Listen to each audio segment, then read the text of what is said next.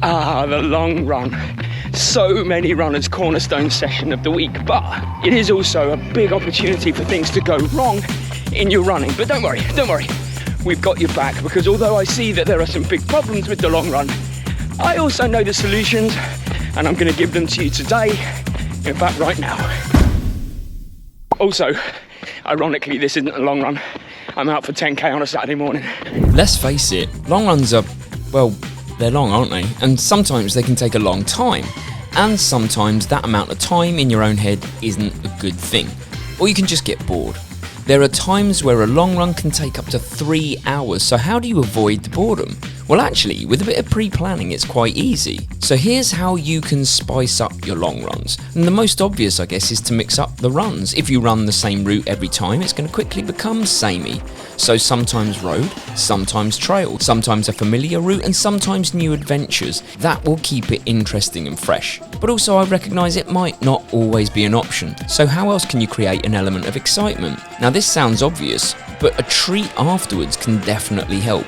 We usually like to have a Starbucks breakfast after our very long runs, and it helps keep us going during. And when running, we employ techniques like the fastest last kilometre or negative splits, and that's where we're either trying to run the last kilometre the fastest of the run, or a negative split is to get gradually faster into the second half of the run. All aimed at building gradually rather than starting too fast, and it keeps your mind active and interested. And right now, for New York training, we're using hotspots to keep us focused. So let's say we're running 32 kilometers like we did last week. Well, our easy pace is, let's say, 5:30 to 5:15 minutes per kilometer. But Mary's goal marathon pace is 4:45 per kilometer. So what Mary's going to do is run easy for maybe the first 2 to 4 kilometres of the run, and then she'll do 4 kilometres of hotspot running, which is at goal marathon pace, and then switch back into easy, and she'll aim to achieve maybe 16 of the 32 kilometres at goal race pace within that long run, and that keeps you focused and feeling purposeful. And the final thing you can do is just actually use a race as part of your long run to add some fun in. So if you're aiming to do a 10-kilometre long run, why not do 2.5 kilometres either side of, say, a park run? Just last week, we did a 25-kilometre trail race on a day we needed to do 29 kilometres for our long run. So we just did a 2-kilometre warm-up and then a 2-kilometre cool down. Job done, fun had.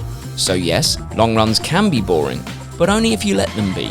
One big problem with the long run is that they can potentially be low quality because of high fatigue, and that can be fatigue from running high mileage throughout the week, or it can be fatigue within the long run on a big long run.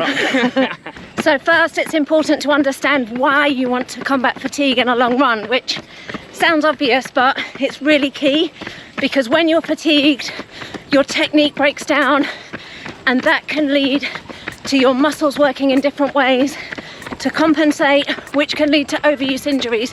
So to combat fatigue in the week, you need to really prioritize rest and recovery. And we say these things all the time, but they're absolutely crucial.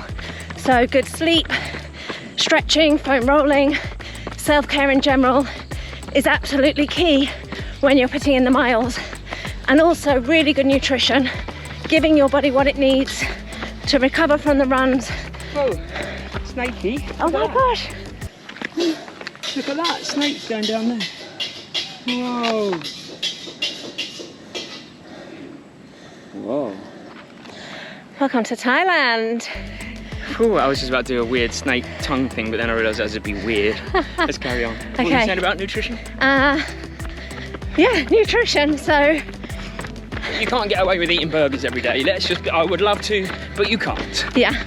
And then this can all happen within the long run itself as well, especially when you're training for a half marathon or marathon and your long run is taking maybe 2 hours or more. At the weekends at the moment we're up to 30k.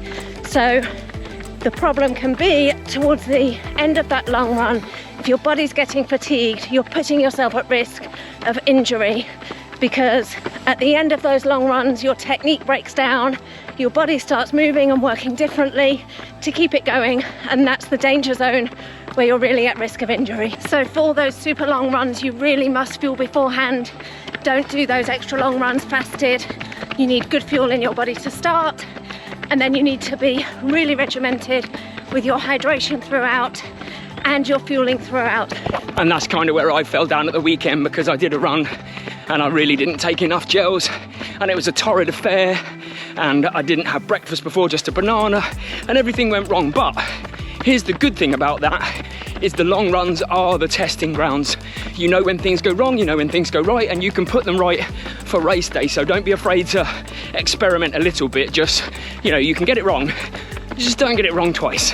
And one of the biggest problems I see with the long run, and although it is skewed more towards when beginners do them than experienced runners, it's certainly not an exclusive thing, is that they're very easy to get wrong. And you're probably going, what do you mean by wrong? Well, let me explain a scenario and the stages that you go through. If you are a beginner runner and you maybe haven't calculated your heart rate zones yet and you go out for a long run, there's your first error, because it's really hard when you're running for a prolonged period of time to know and stay in the correct heart rate zones, because most of the time long runs are about building that aerobic base. We all know that. So if you go out of your aerobic base zones when you're running, then I'm not saying it's a zero benefit run, but it's certainly not maximizing the benefit of the long run. And the reason I say that it happens to beginners mainly is because we all know, we've all been there. I've certainly been there. We're on a long run, we're maybe halfway through, we're getting tireder, we're forcing the technique, we're trying to maintain the pace that we think in our heads, oh,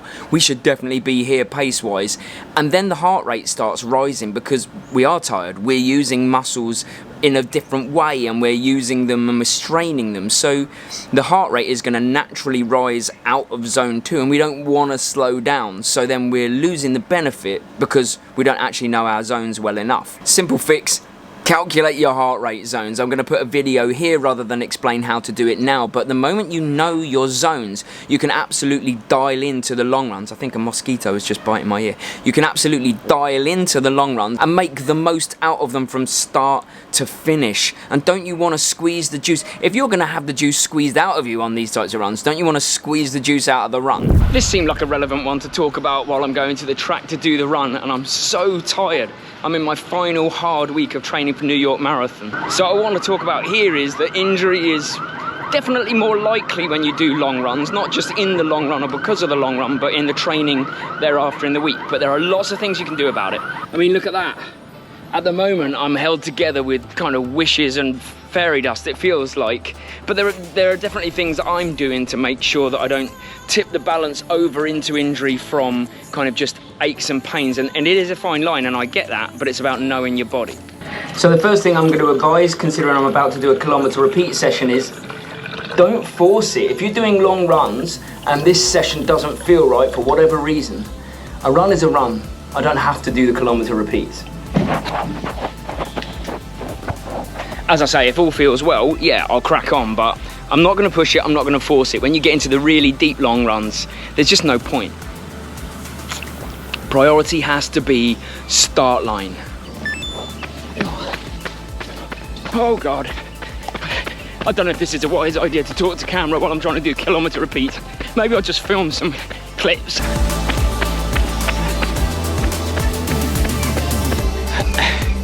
And then of course you've got to work out how you stave off injury while you're not running, and that bit's so easy. You know, I trot this out on the channel all of the time, but I stand by it. It's prehab and aftercare. No way I'm talking during those. Okay, prehab. It's all the things that you see me do on the channel and I talk about all the time, which is, you know, where's your strength and conditioning? Where do you do it? What about your going to get treatments? Like, we have massages, we have dry needling, all the things I can think of to keep injury away rather than rehab it and deal with it. And aftercare is just as important. It's your things like, do you stretch after you run? Do you do a cool down? Do you have things like, I mean, we're very lucky, we have leg compressors that we invested in. We have massage gun, we have foam rolling. It's very much also part of the whole prehab bubble, but you know, as important after and before. Here goes Mary on her session as well. Zoom. Oh yes, last kilometre without looking at the watch. 4 minutes on the dot, and I was trying to do it by feel. So 10 times 1 kilometre at marathon race pace, or goal marathon race pace. And as it happened, like I said at the start of this, if your leg feels okay, crack on. If not, don't force it. and I came through all right. So one of the big problems I experience probably more than most is the lack of specificity within my long runs for the events that I'm training for. So let me give you an example. Last year, I'm training for a 100-kilometer trail marathon, and I live in flat road Bangkok. And it was almost impossible to get that specific training that I needed of going up and down. So on the day, my legs were absolutely shredded by about 30 kilometers, and I had to walk a hell of a lot of it. And equally, if people are training for a marathon, perhaps they live in a really hilly area, but the marathon is flat. And again, that's really hard to make sure you're training specifically enough for that marathon. Of course, you might be on the road and the marathon is on the road, but your 18 kilometers of hills near where you live is not going to be 18 kilometers on the flat. So what do we do about that? Well, that bit's actually quite easy. What I tend to do with the people I coach is I give them some time on feet runs rather than distance. So if we're getting towards the punchier distances, certainly in marathon training, what I might suggest is that instead of doing 32 kilometers, if I know that they're not going to achieve 32 kilometers in a reasonable time, and usually we try not to ever go over 3 hours, I'll offer two options. I'll put 32 kilometers or 3 hours, tap out there wherever you are. And that way I'm keeping the athlete that I coach safe, and you can keep yourself safe. So I'm just making sure that it's specific enough without pushing them over their limits, because even if you're training for an ultra marathon, I don't tend to run over 3 hours. And conversely, if you're training for a trail race, get yourself on the trails. Road training is not specific enough. I would have craved trails more often when I was training for UTMB, and again this year haven't been able to do it, so I don't know what's going to happen when I do the 50k. We'll soon see. I think I could probably tell you what's going to happen. It's not going to be pretty. But try to avoid lack of specificity where you can. The longer the run, the more you have to consider in terms of logistics. So maybe in a 10-kilometer run, you don't need to fuel or hydrate necessarily, but longer than that and you have considerations. Some options are to wear a hydration vest to take all you need with you, and that often is a great way to remove some of the fueling headaches that long runs can create. But also, if you're not planning on racing in a hydration vest, then sometimes it's good to train without one. Some things we do to solve these issues is we found a number of multi-lap runs, like the one we do at the university that we sometimes run at. We can leave drinks and gels at a central spot, and then we can go and run anywhere between 5 and 11 kilometers and then refuel when we get back to the start point. And also we run at a park nearby, same thing. 5-kilometer laps with the drink and gel at the start and finish point. But sometimes it's just not possible to be familiar with a route, like when we go on holiday. So we sit down and we plan a route on Strava or Garmin, and we upload it to the watch, and then we follow that. And obviously with those ones we take our hydration vests if they're not loops, but at least it's planned and we know what's happening, rather than running aimlessly and just hoping to hit 35 kilometers. All of these things help ensure that the long run is a pleasure and not a problem, although when you get to 35 kilometers running in an oven, it is rarely a pleasure. I hope this video brought you some value. If it did, then consider subscribing. Never a hard sell. We have New York Marathon in about 3 weeks time, so make sure you follow the journey, because I tell you what, it's gonna be a good one. And also, if you did like the video, you're definitely gonna like this one, which is the big problem with running slow to get fast. If you've ever heard that phrase, I'm gonna break it down, give you the solutions as always. Alright, thanks for watching. See you Wednesday. 3 weeks to go. Come on, New York. Let me know if you're going. We'll see you there.